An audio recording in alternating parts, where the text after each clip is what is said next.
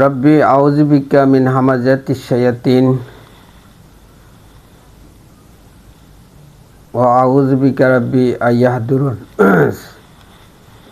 সালামুন আলাইকুম। কোরআন থেকে জানতে চাই, আমি মহিউদ্দিন। আমি এখন আলোচনা করব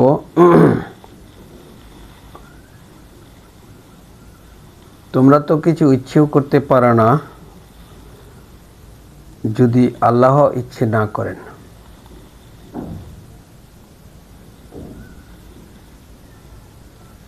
একাশির 29, 76-এর 30 দুটি আয়াতে আছে এই কথাটা।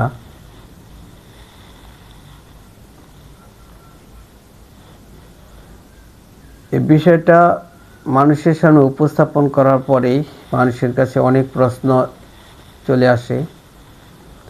তাহলে আমাদের কি দোষ? আমরা তো ইচ্ছেও করতে পারি না আল্লাহর ইচ্ছা ছাড়া। আল্লাহ রাব্বুল আলামিন আরও অনেক কথা বলেছেন যে তোমরা কুফরিও করতে পারতে না যদি আল্লাহ চাইতো। তোমরা ঈমান আনতেও পারো না আল্লাহ না চাইলে।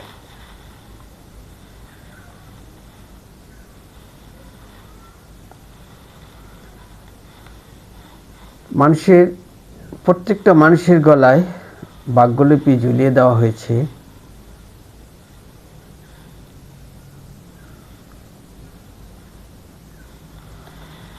দেখুন, সূরা ইউনূসের 100 নম্বর আয়াতে বলা হয়েছে, আমার ইচ্ছা ছাড়া কেউ ঈমানও আনতে পারবে না। এই কথাটা যারা বুঝে না, উপলব্ধি করে না, তাদের দিলের মধ্যে মোহর মেরে দেয়। তো এই যে উপলব্ধির বিষয়, কি দিয়ে সে উপলব্ধি করবে? কারণ সে তো ইচ্ছেও করতে পারে না আল্লাহর ইচ্ছা ছাড়া। আল্লাহ যদি ইচ্ছে করার মতো জ্ঞান তাকে দান না করে, তাহলে সে কিভাবে ইচ্ছে করবে, ঈমান আনবে? এই প্রশ্নটা সকলের মনের মধ্যে ঘুরপাক খায়। আল্লাহ রাব্বুল আলামিন বলে দিয়েছেন যে আমি ভালো এবং মন্দ বুঝার জ্ঞান দান করেছি, সূরা শামসের 8 নম্বর আয়াতে। এই যে জ্ঞান, এই জ্ঞানটা যদি আল্লাহ রাব্বুল আলামিন দান না করতেন তাহলে কেমন হতো? ভালো এবং মন্দ বুঝার জ্ঞান আল্লাহ রাব্বুল আলামিন দান করেছেন, সূরা শামসের 8 নম্বর আয়াত। এই জ্ঞান দান না করলে কেমন হতো?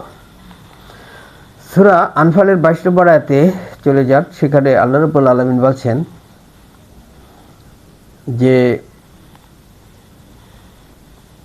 যারা মূক, যারা বোকা, যারা বোঝে না, যাদেরকে জ্ঞান দান করা হয় নাই, তারা নিকৃষ্টতম জীব। দেখুন, কত একটা কঠিন শব্দ, কঠিন বিষয়। নিকৃষ্টতম জীব।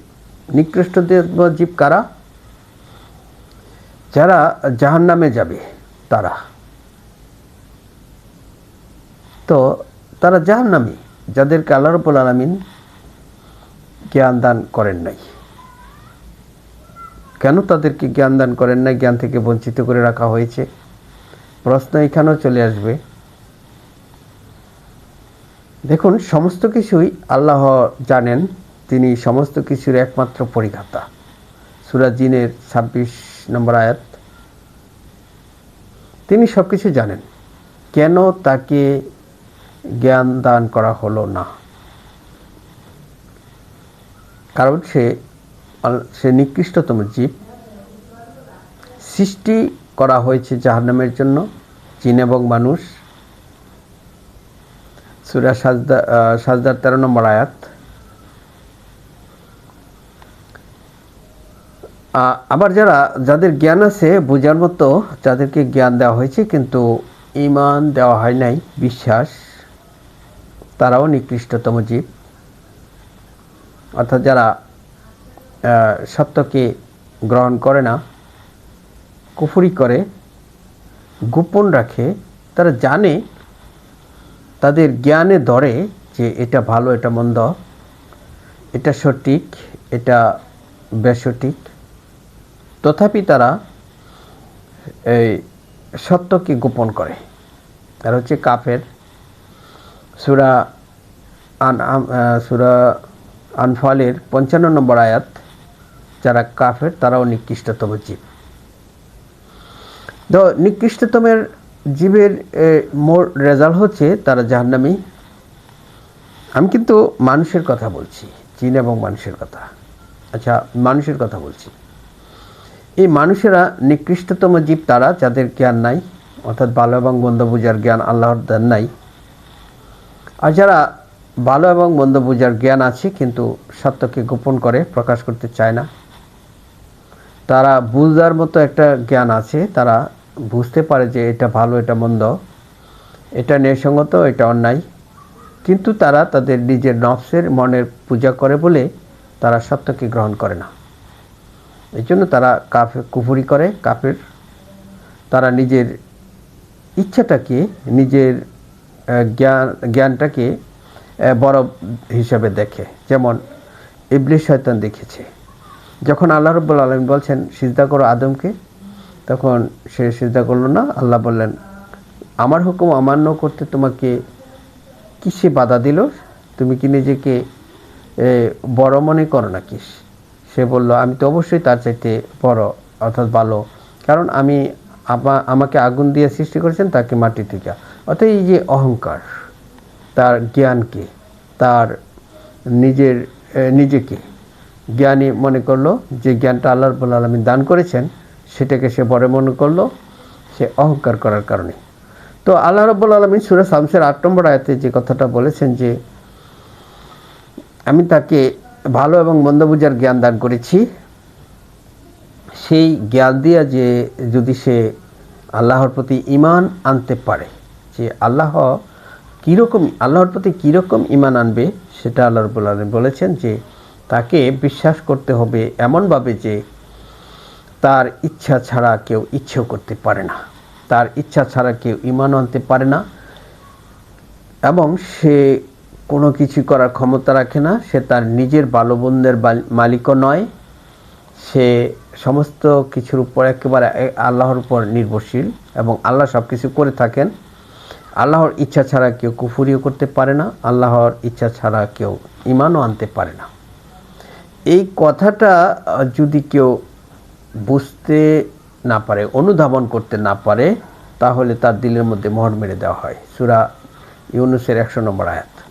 তো এই কথাটা এইভাবে, অর্থাৎ আল্লাহকে এইভাবে ঈমান আনতে হবে যে সমস্ত কিছু তিনিই করে থাকেন।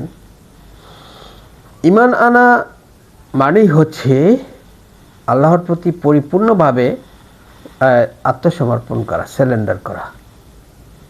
অর্থাৎ এই কথা বলা যে আপনি যদি ক্ষমা না করেন, আপনি যদি সঠিক পথে পরিচালিত না করেন, আপনি যদি দয়া না করেন, তাহলে আমি ধ্বংস হয়ে যাব। অর্থাৎ পরিপূর্ণভাবে আত্মসমর্পণ আল্লাহর নিকট। কেন আত্মসমর্পণ? কারণ স্বীকার করে নিতে হবে যে অপরাধী। আল্লাহ নিজেই বলেছেন তোমরা অপরাধী জাতি। 33-72 পড়লে তো পরিষ্কার হয়ে যায় বিষয়টা, যে সমস্ত মানুষই অপরাধী। অর্থাৎ এই আমানত, এই আল্লাহর বিধান, এই কোরআন পেশ করা হয়েছে আসমান এবং জমিন এবং পাহাড়ের নিকট, তারা তা গ্রহণ করতে অস্বীকৃতি জানালো, তারা ভয় পেল। কিন্তু মানুষ বড় জালিম, তারা সেটা গ্রহণ করেছে। তো আল্লাহ মানুষকে জালিম বলেছে এই কারণেই যে তারা গ্রহণ করেছে, কিন্তু তারা গ্রহণ করে সেটা তারা সেভাবে উপলব্ধি করতে পারবে না, তারা সেভাবে মেনে চলতে পারবে না, সেভাবে সেটা গ্রহণ করতে পারবে না, তারা এই গ্রহণ করার মতন উপযুক্ত নয়। তারা আর আল্লাহ রাব্বুল আলামিন সেটা জানে, তথাপি তারা সেটা গ্রহণ করেছে। সেজন্য তাদের উচিত তারা যেন আত্মসমর্পণ করে, অর্থাৎ মুসলিম হয়ে যায়। এই মুসলিম হওয়ার একটা অপশন, একটা সুযোগ আল্লাহ রাব্বুল আলামিন রেখে দিয়েছেন। যারা মুসলিম হবে তারাই মুক্তি পাবে। সূরা আল ইমরানের 103 নম্বর আয়াতে আল্লাহ রাব্বুল আলামিন এই কথাটাই বলেছেন যে তোমরা আল্লাহকে ভয় করো যথাযথ, যেভাবে আল্লাহকে ভয় করা উচিত। তো যেভাবে আল্লাহকে ভয় করা উচিত সেভাবে আল্লাহকে ভয় করো। তোমরা মুসলিম না হয়ে আত্মসমর্পণ না করে মৃত্যুবরণ করিও না, আল্লাহ রাব্বুল আলামিন বলেছেন। তো দেখুন, আত্মসমর্পণ এজন্যই করতে হবে যে আমরা তো জালিম জাতি, আমরা এটা গ্রহণ করেছি আমানত, কিন্তু আমরা সেটা উপলব্ধি করতে পারবো না, আমরা মেনে চলতে পারবো না, আমরা এটা গ্রহণ করার মতন যোগ্য নাই, আমাদের যোগ্যতা নাই, আমরা এটা মেনে চলতে পারি না, আমরা সেইভাবে আল্লাহকে গ্রহণ করতে পারি না। কিন্তু সহজ রাস্তা হচ্ছে তার কাছে সারেন্ডার করা, আত্মসমর্পণ করা, অর্থাৎ মুসলিম হওয়া। আমি আমার আলোচনা আর দীর্ঘায়িত না করে এখানে শেষ করছি। সালামুন আলাইকুম।